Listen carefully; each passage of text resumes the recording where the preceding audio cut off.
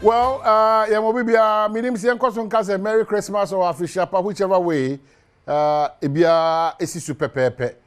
So what I say, inti Ojo Merry Christmas now. Then the bigger one is that a very fruitful and prosperous New Year. And then December, ne de toso ediasa. 30th of December 2024. In just a day, we'll be saying bye bye to 2024, and then for 2024.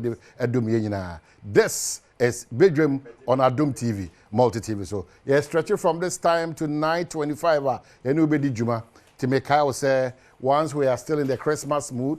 Sorry, Nakwe Juma, because and then a working day. Sorry, Nakwe Juma is not easy. After all the fun, start 2 days with the Fakwe Juma because now you be pon half day. No one ya holding sonko at the Akoyo 31st. No, not first. What's the ginem?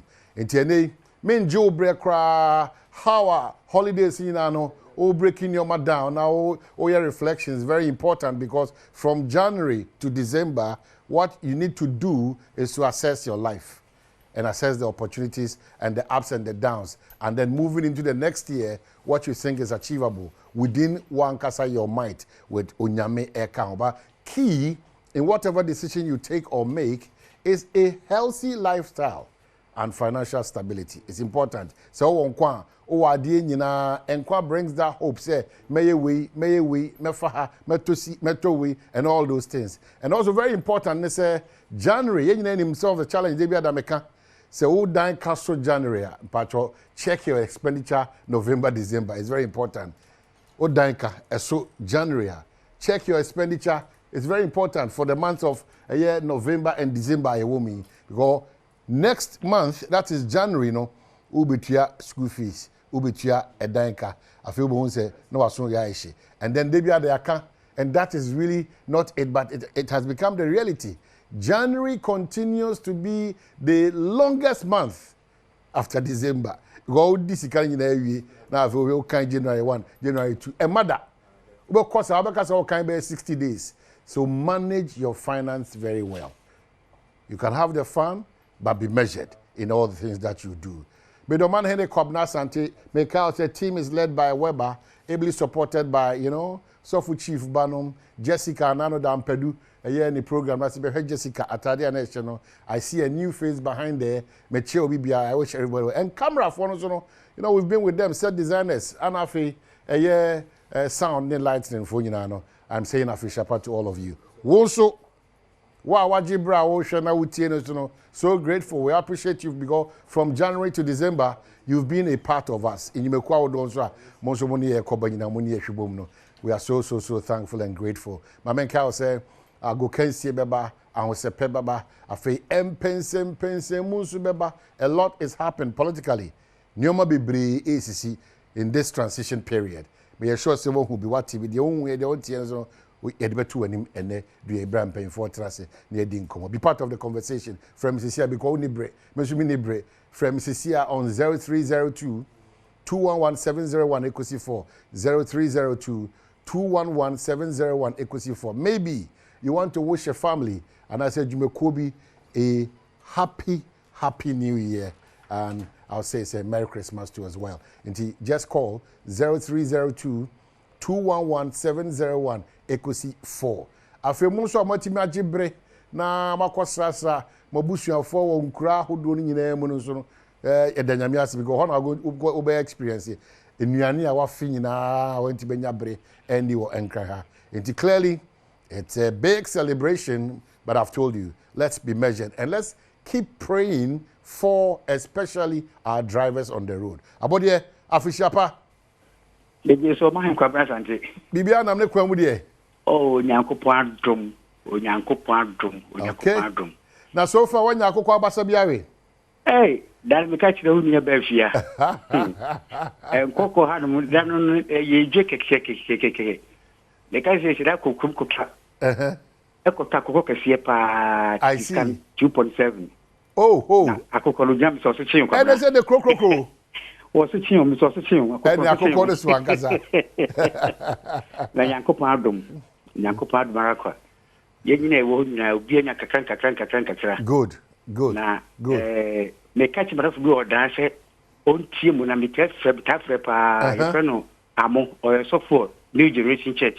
Amo New Generation Church. Resurrection Church. Okay, Resurrection Church. Achimoda. Okay. Okay. Nti sabi kwa mjise o team. All right. Abodi anti Achimoda fu nyina. Good. Opoku. Good. Na me ba no me abode na me macho man pa anti no. Sanu bia so me. Abode aka macho man. Na kwabranim. Unim.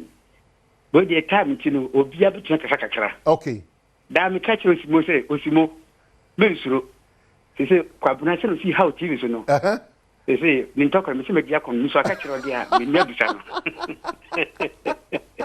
I see. Nyame Adom ye hia se ne kasa se ya na ehim kran.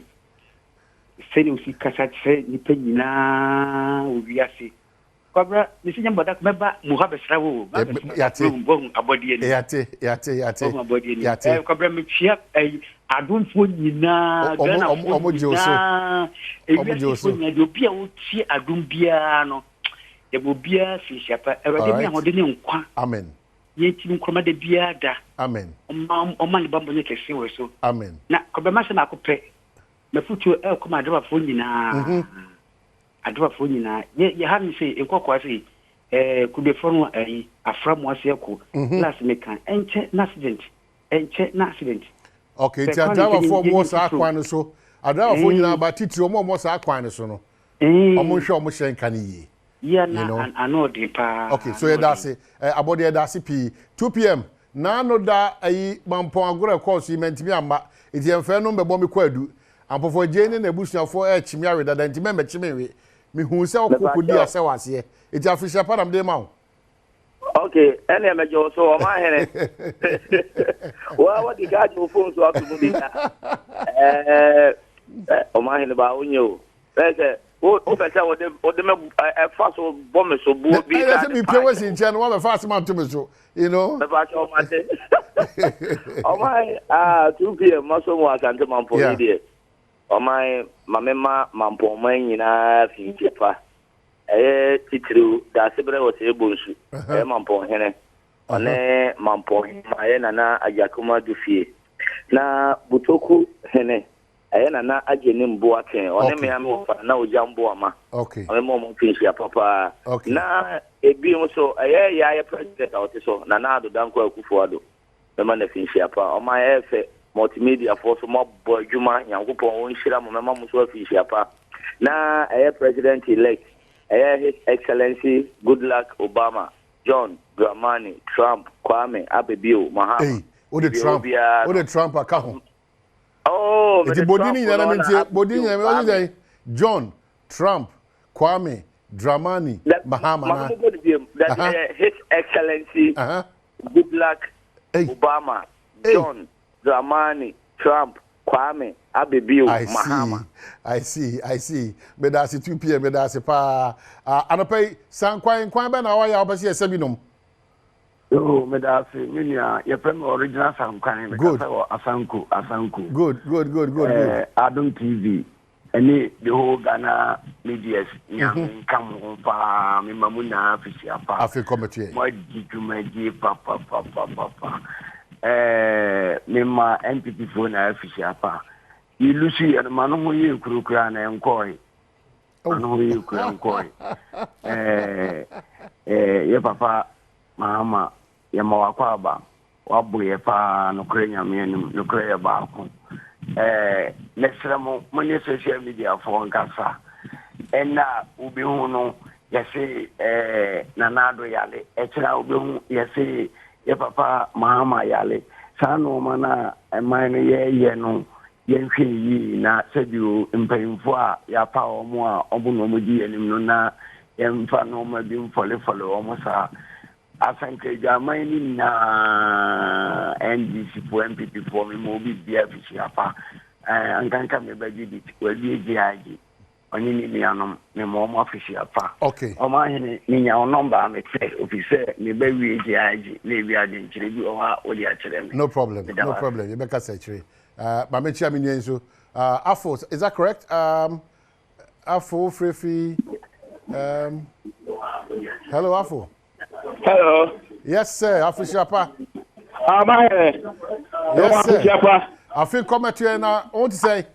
I feel serious to go. Yes, Afo. And about the Machaka, Beba Wilfred Afo. A year I could go for the team. Hello. But you are not on the team.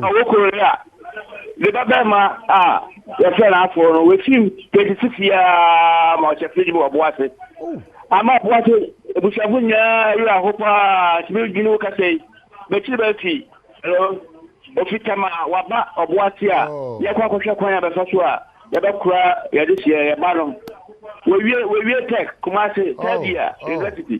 I think police report, between one of the Queen, you are the cry, here, you are like a baby or Boise.